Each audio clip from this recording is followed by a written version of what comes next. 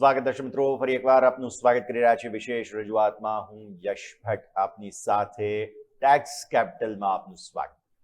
ટેક્સને લગતા મહત્વપૂર્ણ સવાલો જે આપના હોય તેને સરળ ભાષામાં એ મૂંઝવણને સોલ્વ કરવાની અમે કોશિશ કરીએ છીએ. અને આજ માટે ફરી એકવાર આજના એપિસોડમાં આપણી સાથે ચર્ચા કરવા માટે જોડાઈ રહ્યા છે CA જીતેન Trivedi sir. Once again સ્વાગત.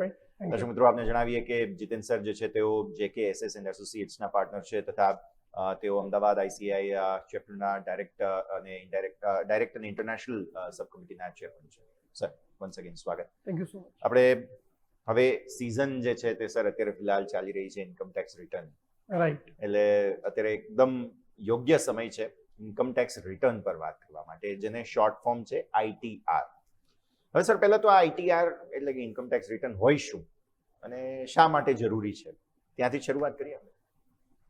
હવે યશભાઈ, આખા વર્ષમાં એટલે આપણે ત્યાં જો તમને ખબર હોય તો આપણે ત્યાં ફિનાન્શિયલ યર ચાલે છે. રાઈટ. એટલે 1 એપ્રિલથી 31 માર્ચ આખા વર્ષમાં જે પણ ટ્રાન્ઝેક્શન્સ થયા, જે પણ આવક થઈ, એ આવક પરનો ટેક્સ સરકારને મળે તો ડેફિનેટલી એના માટે સરકારને એક ડેટા જોઈએ.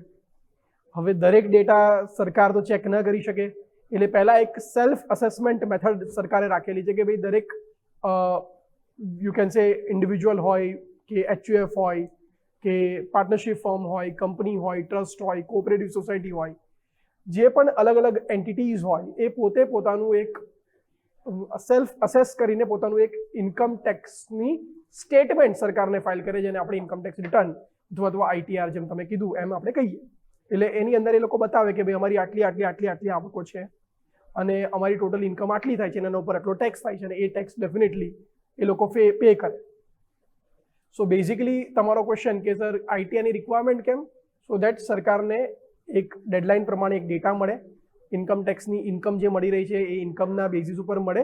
અને ડેફિનેટલી આપણે જ્યારે 5 ટ્રિલિયન ઇકોનોમીની જ્યારે વાત કરતા હોઈએ, આપણે આગળ વધવાની વાત કરતા હોઈએ, પર કેપિટા ઇન્કમ આપણે જ્યારે કેલ્ક્યુલેટ કરવાની ટ્રાય કરતા હોઈએ તો ડેફિનેટલી એ બધા ઇન્ફોર્મેશન માટે પણ આ આઈટીઆરની ઇન્કમનો બહુ જ મોટો ફાળો હોય છે. એટલે એ બધા કેલ્ક્યુલેશન્સ, એ બધા ગણતરી માટે પણ આઈટીઆરની ખૂબ જ જરૂર હોય છે. તો ડેફિનેટલી એક આઈટીઆર સરકાર એક્સપેક્ટ કરતી હોય છે કે લોકો ફાઇલ કરે. અચ્છા, હવે સવાલ એ બને કે કોણે આઈટીઆર ફાઇલ કરવું પડે, કેમ કે તમે આઈટીઆર ફાઇલ કરવું શા માટે જોઈએ એ તમે સમજાવ્યું, અથવા તો આ શું હોય છે એ સમજાવ્યું. તો હવે કોણે આઈટીઆર ફાઇલ કરવું છે? Sir, ITR partnership firm, company, trust, cooperative society એટલે અધર ધર ઇન્ડિવિજ્યુઅલ્સ જે છે એમના માટે તો કમ્પલસરી છે. બધાએ જ આઈટીઆર ફાઇલ કરવું ત્યાં ફરજિયાત છે. વાત કરીએ જ્યારે ઇન્ડિવિજ્યુઅલ્સની, તો ઇન્ડિવિજ્યુઅલ્સ અથવા એચયુએફને જો એમની આવક થ્રેશોલ્ડ લિમિટ એટલે કે એક્ઝમ્પશન લિમિટથી ઉપર છે તો અગેન આઈટીઆર ફાઇલ કરવું કમ્પલસરી છે. કદાચ એમની ઇન્કમ થ્રેશોલ્ડ લિમિટથી વધારે નથી પણ એમનો આખા વર્ષ દરમિયાન ઇલેક્ટ્રિસિટીનું બિલ 1 લાખથી ઉપર થયું છે તો એમને પણ આઈટીઆર ફાઇલ કરવું જરૂરી છે. જો એમણે ફોરેન ટ્રાવેલ કર્યું છે અને ફોરેન ટ્રાવેલની અંદર ટોટલ એમણે જે ખર્ચ કર્યો છે એ 2 લાખથી ઉપર છે, in that case also ITR file કરવું કમ્પલસરી છે. એ જો ક્રેડિટ કાર્ડ ધરાવે છે અને ક્રેડિટ કાર્ડની જે ખર્ચ થઈ રહ્યો છે એ એક થ્રેશોલ્ડ લિમિટથી વધારે કરે છે, in that case also ITR file કરવું કમ્પલસરી છે. એટલે સરકાર દર વર્ષે નિયમો બનાવતી હોય છે, અલગ અલગ નિયમો નીચે, ત્યારે એમને ખબર પડે કે આ ડેટા દ્વારા અમને એક વધારે ને વધારે અસેસીસ ઇન્ફોર્મેશન પાસ કરે, આપે અને સરકાર એનું અસેસમેન્ટ કરી શકે. તો એના માટે અલગ અલગ ક્રાઇટેરિયા સરકાર જ્યારે રાખતી હોય. પ્લસ જો તમારો લોસ છે અને તમારે લોસ કેરી ફોરવર્ડ કરવો છે તો પણ તમારે આઈટીઆર ડ્યુ ડેટ પહેલાં ફાઇલ કરવું કમ્પલસરી હોય છે. સો આ બધા જ લોકોએ પોતાનું આઈટીઆર ફાઇલ કરવું કમ્પલસરી હોય છે. અને જો તમારું ટર્નઓવર થ્રેશોલ્ડ લિમિટથી વધારે હોય, તમારે ઓડિટમાં કેસ આવતો હોય દેન તો એ ઓફકોર્સ કમ્પલસરી જ થતું હોય છે, ઇરરેસ્પેક્ટિવ ઓફ વેધર તમારી ઇન્કમ એક્ઝમ્પશન લિમિટથી વધારે છે અથવા નથી. એટલે આ અલગ અલગ લોકો છે જેમને પોતાનું આઈટીઆર ફાઇલ કરવું કમ્પલસરી હોય છે. હવે કોણે આઈટીઆર ભરવું એ પણ આપણે સમજ્યા, પણ જે પ્રકારે જો ઇન્કમ ટેક્સની વેબસાઇટ પર જઈએ ડિપાર્ટમેન્ટની, તો ત્યાં આગળ સર મલ્ટિપલ ફોર્મ્સ હોય છે. એટલે હવે કયા પ્રકારની એન્ટિટી અથવા તો વ્યક્તિએ કયા પ્રકારનું ફોર્મ ભરવું જોઈએ એ પણ હવે થોડું સમજાવશો? ટોટલ અત્યારની અસેસમેન્ટ 26-27ની જો આપણે વાત કરીએ, એટલે જે ફાઇનાન્શિયલ 25-26 પત્યું 1/4/2025 થી 31 માર્ચ 2026 જે પત્યું છે, એના માટે આ 31 જુલાઈ એમ કહેવાતી હોય છે કે ભાઈ એક ડ્યુ ડેટ છે. જે લોકોને એવું લાગતું હોય છે કે અમુક લોકો માટે એક ડ્યુ ડેટ છે, તો ફર્સ્ટ ક્વેશ્ચન એવો આવે કે કયા લોકો માટે 31 જુલાઈ ડ્યુ ડેટ છે અથવા કયા આઈટીઆર ફોર્મ એમને ફાઇલ કરવા જોઈએ. તો સરકારે 7 ITR ફોર્મ્સ જાહેર કરેલા છે, બહાર પાડેલા છે. ITR 1, ITR 2, 3, 4, 5, 6 અને 7. દરેક અલગ અલગ લોકોએ અલગ અલગ ITR ફાઇલ કરવાનું હોય છે. જેમ કે તમે એક ઇન્ડિવિજ્યુઅલ છો, તમે રેસિડન્ટ અને ઓર્ડિનરી રેસિડન્ટ છો, એટલે તમે રેસિડન્ટ ઓફ ઇન્ડિયા છો, 182 થી વધારે દિવસ તમે ઇન્ડિયામાં રહો છો, you are treated as resident but ordinary resident as per the definition of income tax act, જેને અમે ROR કહેતા હોઈએ છીએ, resident and ordinary resident, ROR. એ દરેક વ્યક્તિએ જો એમની આવક ખાલી ને ખાલી સેલરી અથવા નાની મોટી આવક ઇન્કમ ફ્રોમ અધર સોર્સિસથી થતી હોય અને જો એમનું એક અથવા એનાથી ઓછું ઘર છે, એટલે કાં તો તમારી પાસે એક ઘર છે અથવા એક પણ ઘર નથી, આવા વ્યક્તિઓ છે, તો એ લોકોએ પોતાનું ITR 1 એટલે કે income tax return form 1 file કરવાનું હોય છે. એવી જ રીતના જો તમે સેલરાઇટ છો પણ તમારા એકથી વધારે ઘર છે, કાં પછી તમે શેર માર્કેટમાં અથવા તમે કોઈ લોંગ ટર્મ અસેટ વેચો છો, શોર્ટ ટર્મ અસેટ વેચો છો, એટલે જે આપણે સમજ્યા હતા કે કેપિટલ ગેઇનના હેડમાં જો તમારી ઇન્કમમાં કશું પણ આવતું હોય, યાદ રાખવાનું કે જ્યારે હું ઇન્કમ વર્ડ વાપરું ત્યારે income also includes losses. Negative income is also an income as per the you can say definition of income tax act. તો એ લોકોએ ITR 2 ફાઇલ કરવાનું આવે. નોન રેસિડન્ટ હોય તો પણ ITR 2 ફાઇલ કરવાનું આવે. જો તમે વાત કરીએ કે સર અમે લોકો બિઝનેસ કરીએ છીએ, ખાલી સેલરાઇટ નથી, અમે બિઝનેસ કરીએ છીએ, ઇન્ડિવિજ્યુઅલ છીએ અથવા HUF છે પણ અમે બિઝનેસ કરીએ છીએ, ઇન દેટ કેસ તમારે ITR 3 ફાઇલ કરવાનું આવે, સબ્જેક્ટ ટુ તમારી ઇન્કમની થ્રેશોલ્ડ લિમિટ અથવા ટર્નઓવરની limit is above the presumptive levels, અને તમારે પોતાનું આખું પ્રોફિટ એન્ડ લોસ એકાઉન્ટ, નફા નુકસાનનું ખાતું જો તમારે ફાઇલ કરવું છે, ઇન દેટ કેસ તમારે ITR 3 ફાઇલ કરવું પડે. વાત કરીએ કે સર અમે તો નાના લોકો છે, નાનો ધંધો કરીએ છીએ, અમે 50, 60, 70 લાખનું ટર્નઓવર છે, એટલે કે અમે આખું બુક્સ ઓફ એકાઉન્ટ્સ મેન્ટેન કરી શકીએ એટલી જરૂર પણ નથી. કોઈ નાનો ફેરીઓ છે કે નાનો દુકાનદાર છે, એવા લોકો છે પણ ધંધો જરૂર કરે છે, તો એ લોકોએ જો બુક્સ ઓફ એકાઉન્ટ્સ મેન્ટેન કરવાની જરૂર નથી હોતી, તો ઇન દેટ કેસ એ લોકોને પ્રિઝમ્પટિવ ટેક્સેશન પ્રમાણે જો પોતાનું રિટર્ન ફાઇલ કરવું હોય તો એની માટે ITR 4 સહજ, જે આપણે કહેતા હોઈએ છીએ સાદી ભાષામાં કે સિમ્પલ બિઝનેસનું રિટર્ન ફાઇલ કરવા માટે ITR 4 ફાઇલ કરવાનું આવતું હોય છે. હવે વાત કરીએ અધર દેન ઇન્ડિવિજ્યુઅલ્સ એન્ડ HUFs, એટલે કે જે વાત કરીએ પાર્ટનરશિપ ફર્મ્સ ઓર AOP, BOI એટસેટ્રા, એ લોકોએ ITR 5 ફાઇલ કરવાનું હોય છે. એમના માટે ITR 5 છે.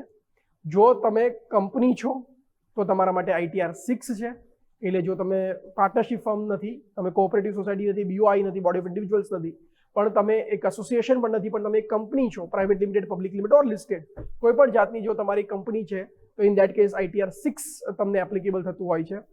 અને જો તમે કોઈ ટ્રસ્ટ અથવા તમે કોઈ પોલિટિકલ પાર્ટી છો, કોઓપરેટિવ સોસાયટી છો, અધર દેન કંપનીની વાત કરીએ તો એમ લોકો માટે એપ્લિકેબલ થતું હોય છે ITR 7. એટલે ITR 1, 2, 3 અને 4 ઇન્ડિવિજ્યુઅલ એન્ટિટીઝ માટે અથવા HUF એન્ટિટીઝ માટે છે. 5, 6 અને 7 અલગ અલગ different other than individual and HUF categories માટે છે. એટલે સરકારે અલગ અલગ ITR ફોર્મ અલગ અલગ legal entity as per the income tax act માટે એમણે રાખેલા છે. યશભાઈ, અચ્છા સર, હવે સ્વાભાવિક છે કે ITR શું છે તે આપણે સમજ્યા, કોણે ભરવું તે સમજ્યા, કયા કયા પ્રકારના ફોર્મ હોય છે તે પણ આપણે સમજ્યા, પણ હવે ઇન્કમ ટેક્સ રિટર્ન હંમેશા દર વર્ષે જૂન વખતે જ કેમ ચર્ચા થતી હોય છે? શા માટે? એટલે કયા સમયે ITR ભરવું જોઈએ તે પણ થોડું સમજાવો.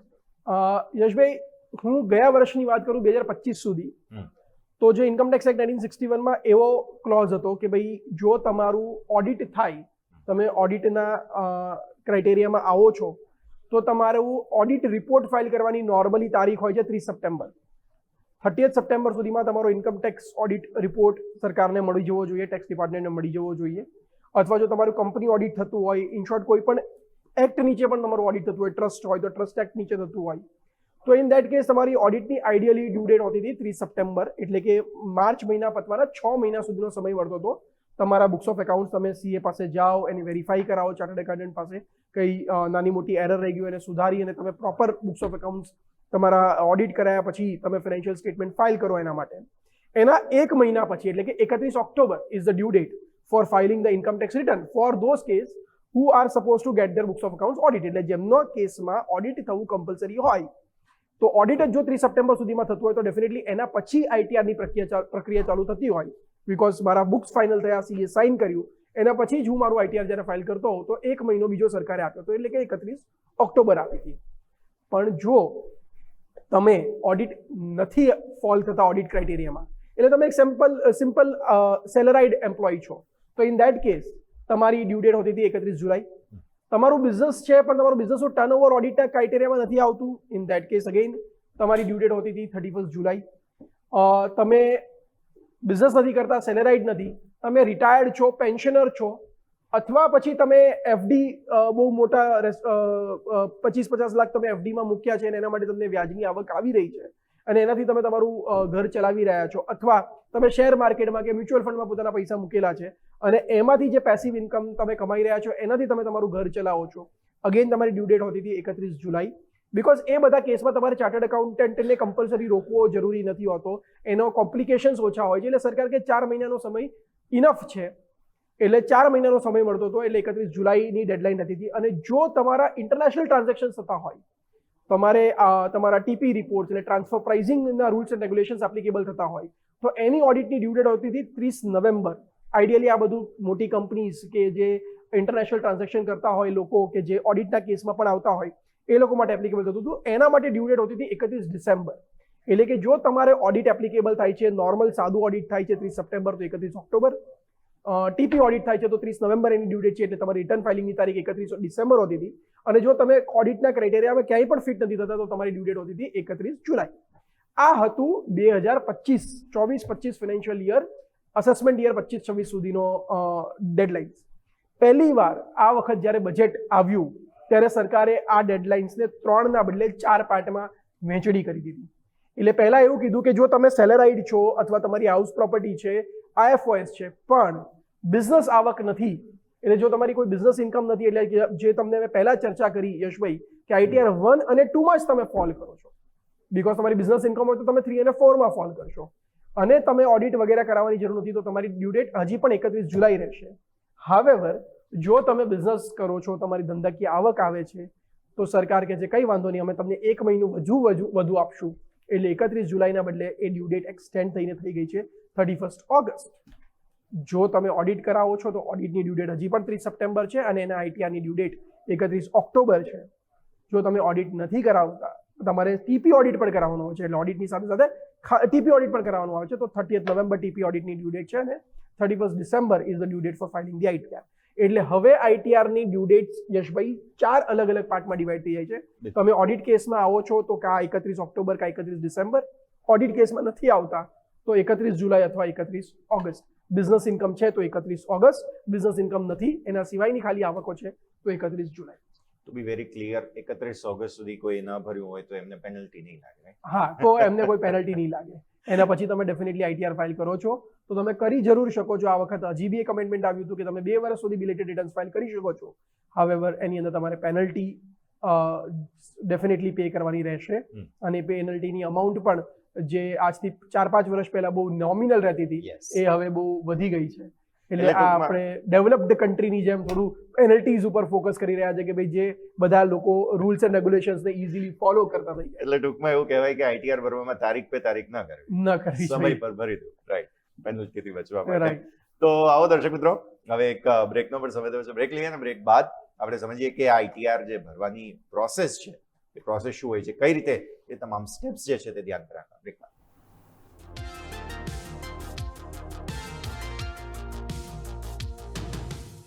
આપનું સ્વાગત. ટેક્સ કેપિટલમાં આપણે ચર્ચા કરી રહ્યા છીએ આજે ઇન્કમ ટેક્સ રિટર્ન ને બેઝિક માહિતી અને તેને ફાઇલ કરતી વખતે કયા કયા મુદ્દાઓ ધ્યાન રાખવા. આપણી સાથે સીએ જીતેનભાઈ ત્રિવેદી જોડાયેલા છે. Sir, once again thank you so much Yashbhai. Break પહેલા તમે સમજાવ્યું 7 અલગ અલગ ફોર્મ છે, પણ સર એમાં આઈટીઆર 3 અને આઈટીઆર 4 આ બે એવા ફોર્મ્સ છે કે જેમાં બંનેમાં બિઝનેસ અને પ્રોફેશન છે. રાઈટ. તમે આઈડિયલી એવું કહ્યું કે ભાઈ 4 સુધીના જે બિઝનેસ જે ફોર્મ્સ છે તે બધા જ ઇન્ડિવિજ્યુઅલ માટે છે, પણ અહીંયા બિઝનેસ અને પ્રોફેશન આ ડિવિઝન શા માટે કરવું પડ્યું 3 અને 4 નું? યશભાઈ, એમાં મેઇન એવું છે કે જ્યારે આપણે બિઝનેસ એન્ડ પ્રોફેશનનું ઇન્કમનું આપણે જ્યારે ગણતરી સમજ્યા હતા ત્યારે મેં તમને એક્સપ્લેન કર્યું હતું કે ભાઈ કયા કયા આવક, કયા કયા ખર્ચાઓને બધું બાદ મળે ઓડિટ થતું હોય, ઓડિટ ન થતું હોય, કોને ઓડિટ એપ્લિકેબલ છે, કોને ઓડિટ એપ્લિકેબલ નથી, એ બધી થ્રેશોલ્ડ લિમિટ્સ જ્યારે આવે, ડિટેલ્ડમાં બુક્સ ઓફ અકાઉન્ટ્સ લખવી પડે અને તમારે આખી બુક્સ ઓફ અકાઉન્ટ્સ મેન્ટેન્ડ હોય અને તમે તમારું રિટર્ન ફાઇલ કરો છો, એટલે તમારી દરેક વિગતો, આવક અને ખર્ચાની વિગતો માટે તમારી પાસે પ્રોપર ચોપડા, ભલે તમે હેન્ડ રિટન લખ્યા હોય કે તમે કોઈ સોફ્ટવેરમાં લખ્યા હોય, તો એ જો તમારી પાસે અવેલેબલ છે અને જો તમે તમારું રિટર્ન ફાઇલ કરો છો તો એના માટે તમારી પાસે છે ITR 3. પણ જો તમારું ટર્નઓવર એક નાનકડું 50-60 લાખનું ટર્નઓવર ધરાવતો કોઈ ફેરીઓ છે કે જે સમજો કે નાનકડી એક પાન ગલ્લાની દુકાન ચલાવે છે કે પછી કોઈ ડેરી ચલાવે છે જેમાં એ સવારે દૂધનું વિતરણ કરે છે, એનું ટર્નઓવર મહિને 5-6 લાખ રૂપિયા, એટલે વાર્ષિક 60-70-80 લાખ રૂપિયા પહોંચે છે. હવે એ આટલી બધી ડિટેલમાં બુક્સ ઓફ અકાઉન્ટ્સ ને બધું લખવા જશે તો એનો ખર્ચ, એની જે આવક થતી હશે એનાથી વધારે તો એનો ખર્ચ અને સમય જતો રહેશે. તો એવા લોકો માટે સરકારે ખાસ સ્કીમ લાવી હતી કે ભાઈ જે લોકો પોતાનું ITR જે ટર્નઓવર 3 કરોડ કે એનાથી નીચે હોય, પહેલા એ લિમિટ 1 કરોડ હતી, પછી 2 કરોડ થઈને હવે સરકારે 3 કરોડ સુધી એ લિમિટ એનહાન્સ કરી છે કે જેમની જે ટ્રેડરની કે મેન્યુફેક્ચરની, હોલસેલરની ટર્નઓવર 3 CR થી ઓછું છે, તો એ લોકોએ પોતાના ફૂલ બુક્સ ઓફ અકાઉન્ટ્સ મેન્ટેન કરવાની જરૂર નથી. બેન્કિંગ રેકોર્ડ્સ એમના હોવા જોઈએ, ડેફિનેટલી બેંક સ્ટેટમેન્ટ બધાને મળતું હોય. બેન્કિંગ રેકોર્ડના બેઝિસ ઉપર એ પોતાનું ટર્નઓવર જે થાય છે એ ટર્નઓવરના બેઝિસ ઉપર એનું 6 કે 8%, જો તમારી બેન્કિંગ ચેનલની ટર્નઓવર હોય તો 6% એઝ અ પ્રોફિટ તમારે દર્શાવવાનો છે, અને નહીંતર 8% અથવા એનાથી વધારે જે તમારો એકચ્યુઅલ થયો છે, વિચ એવર ઇઝ હાયર. એટલે લેટ્સ સે હું 9% કમાઉં છું તો મારે 9% બતાવવાનું ટર્નઓવરનું. એટલી આવક જો હું ડિક્લેર કરી દઉં છું તો સરકારે કીધું કે તો પછી અમારે તમારી ડિટેલ બુક્સ ઓફ અકાઉન્ટ્સની જરૂર નથી, અમારે તમારા ડિટેલ્ડ પ્રોફિટ એન્ડ લોસ એકાઉન્ટની પણ જરૂર નથી.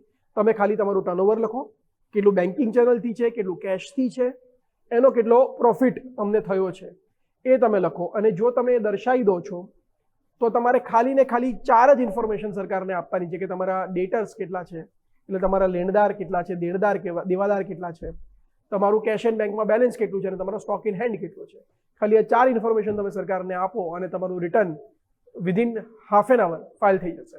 એટલે બધી જ ડિટેલ તમારી જો રેડી હોય, હેન્ડી હોય, તો તમે લોગિન અને લોગ આઉટ કરો ત્યાં સુધીમાં 30 મિનિટની અંદર ઇઝીલી, કદાચ હું એક નોર્મલ વ્યક્તિ માટે કહી રહ્યો છું, કદાચ પ્રોફેશનલ છે તો એનાથી પણ ઓછો સમય લાગતો હશે જો ડેટા હેન્ડી હોય અને સોફ્ટવેર વગેરે મેન્ટેન કરતા હોય, તો એકદમ ઇઝી મેનરમાં, સહજ ભાષામાં, સરળ ભાષામાં તમારું રિટર્ન એક ફાઇલ થઈ જશે. એના માટે ITR 4 એપ્લિકેબલ કર્યું છે.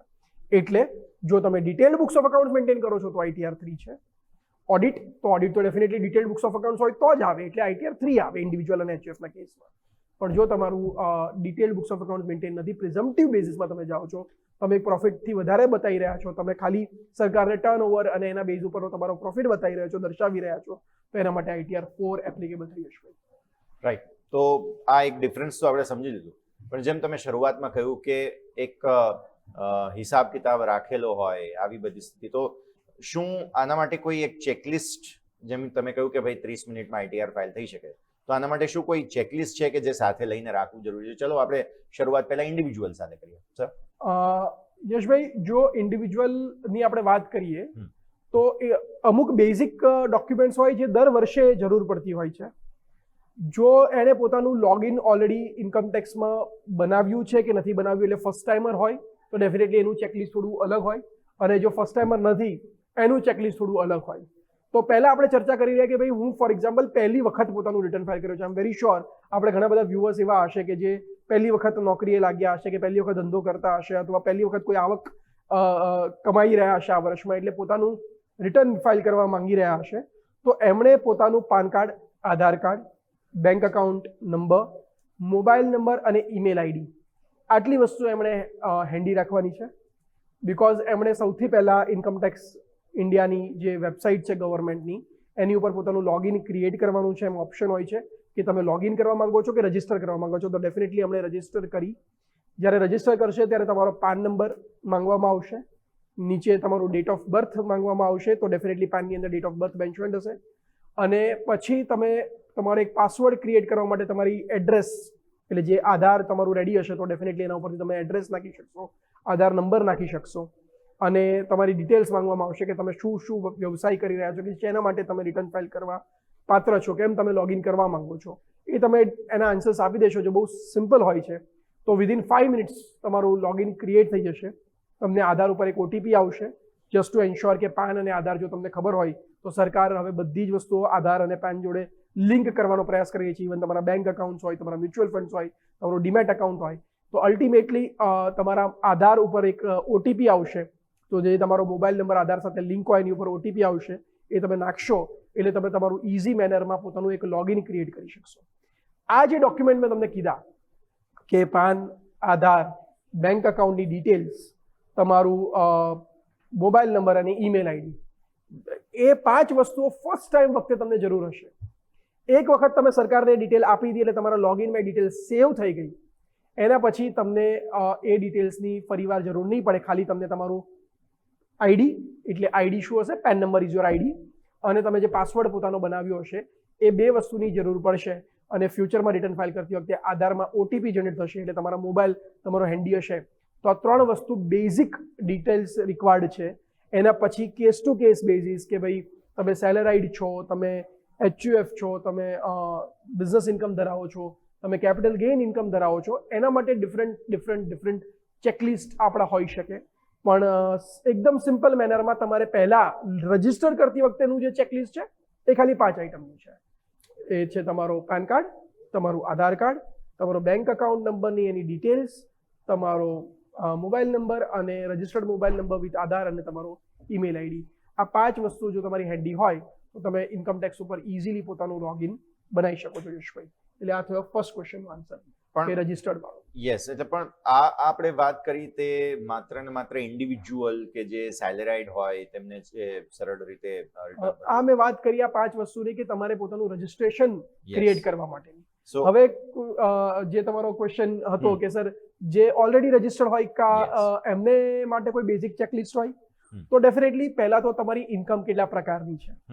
જો તમારી આવક ખાલી સેલેરીથી છે તો તમે કોઈ પણ કંપનીમાં કામ કરતા હશો તો ડેફિનેટલી એ કાં તો તમને સેલરી સ્લિપ્સ આપતી હશે, કાં તો તમને એક ફોર્મ 16, જો નામ સાંભળ્યું હોય તો ફોર્મ 16 મળતું હશે કે જેમાં તમારી ડિટેલ્સ આવતી હોય કે ભાઈ તમારી બેઝિક કેટલી છે, તમારું એલાવન્સ કેટલું છે, તમને ડિડક્શન શું મળશે, તમારું જે પ્રૂફ તમે આપ્યા એ પ્રમાણે ડિડક્શન થયા પછી તમારી આવક કેટલી બચે છે, એના ઉપર ટોટલ ટેક્સ કેટલો થાય છે, એ ટેક્સ ડેફિનેટલી કંપનીવાળાએ તમારી પાસેથી લીધો હશે એટલે TDS સર્ટિફિકેટ તમને આપ્યું હશે.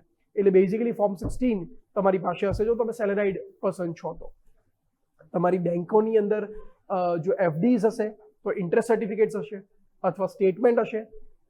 ઘણી બધી બેંકો આજકાલ ડિજિટલાઇઝડ મેનરમાં તમે જો મોબાઈલ બેન્કિંગ એપમાં જાઓ અથવા તમે લોગિન કરો તો એની અંદર ઇન્ટરેસ્ટ સર્ટિફિકેટનું ફીચર આપતી હોય છે કે તમે ગયા વર્ષનું ઇન્ટરેસ્ટ સર્ટિફિકેટ ક્લિક કરો એટલે જેટલી પણ તમારી ત્યાં FDs કે સેવિંગ અકાઉન્ટ્સ મેપ થયેલા છે એ બધાની ટોટલ કેટલી વ્યાજની આવક થઈ છે, તમારે દર મહિને કે દર ક્વાર્ટરલી કેટલા વ્યાજ આવ્યા છે એને જોડવા નહીં પડે.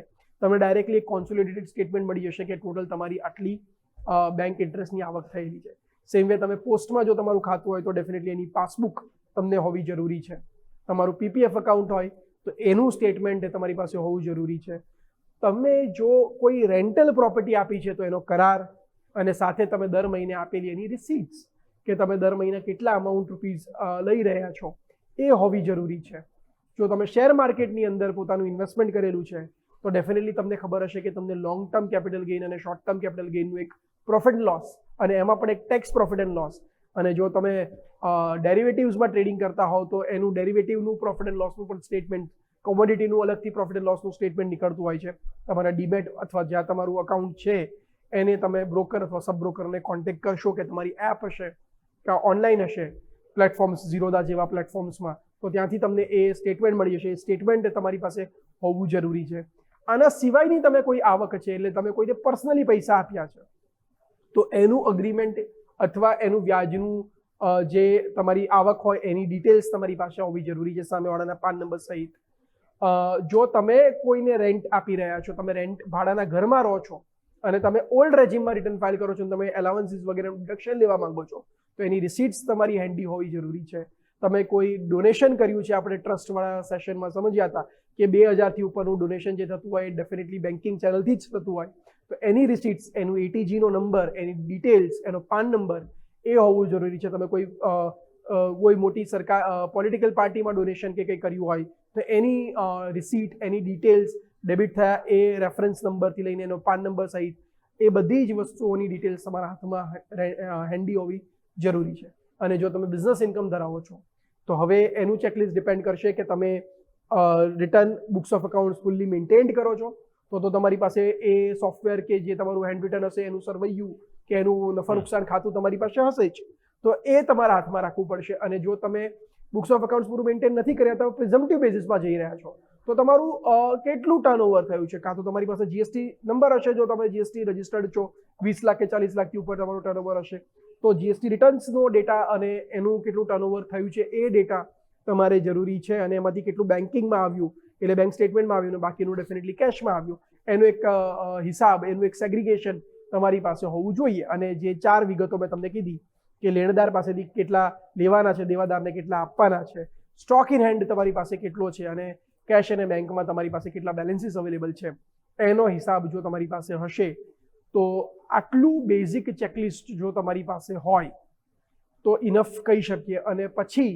જો તમે કોઈ એલઆઈસી, ટ્યુશન ફીસ અને તમે ઓલ્ડ રેજીમમાં ભરતા હો તો જ આ બધું આવશે, મેડિકલ ઇન્સ્યોરન્સ કે આ બેઝિક વસ્તુઓ હોય કે જે તમે ડિડક્શન્સ કે કંઈ પણ ક્લેમ કરવા માંગતા હો તો એનો તમારી પાસે રિસીટ્સ હેન્ડી હોવી જોઈએ. કારણ કે એ બધું ને બધું ડિડક્શન ખાલી ને ખાલી તમને રિસીટ બેઝિસ ઉપર કે આ આકારણી વર્ષમાં તમે કેટલા રૂપિયા પે કર્યા છે એના બેઝ ઉપર મળતું હોય છે. એટલે આટલી ડિટેલ્સ જો તમે હેન્ડી રાખો દર વર્ષે, લોકો જો હેન્ડી રાખે તો રિટર્ન ડેફિનેટલી બહુ ઇઝી મેનરમાં જાતે જ ફાઇલ કરી શકે. અને જ્યાં કોમ્પ્લિકેશન આવે you can always contact the tax professionals. તો આ તમામ સંકેતો છે કે જે આઈટીઆર ભરતા પહેલા ધ્યાન પર રાખવા જરૂરી છે. વન્સ અગેન સર, ખૂબ ખૂબ આભાર સમય ફાળવીને અમારી સાથે જોડાયા. Thank you so much. તો દર્શક મિત્રો, આજે આઈટીઆર એટલે કે ઇન્કમ ટેક્સ રિટર્ન ભરતી વખતે કયા કયા મુદ્દાઓ ધ્યાન પર રાખવા તેની આપણે ચર્ચા કરી છે. આવતા એપિસોડમાં ફરી મળીશું અને તેની પ્રોસેસ એકચ્યુઅલ વેબસાઇટ પર જઈને અમે આપને સમજાવીશું કે કઈ રીતે, કયા પ્રકારનું ફોર્મ, શું શું ડિટેલ્સ ધ્યાન પર રાખવી, તમામ મુદ્દાઓ સમજીશું આવતા એપિસોડ. આ સાથે જ આ વિશેષ રજૂઆતમાં હાલ બસ આટલું જ. મને યશના આપજો રજા. અન્ય અપડેટ્સ માટે જોડાને રહો ન્યૂઝ કેપિટલ માર્કેટ સાથે, કારણ કે અમે છીએ નફાનું નવું સરનામું.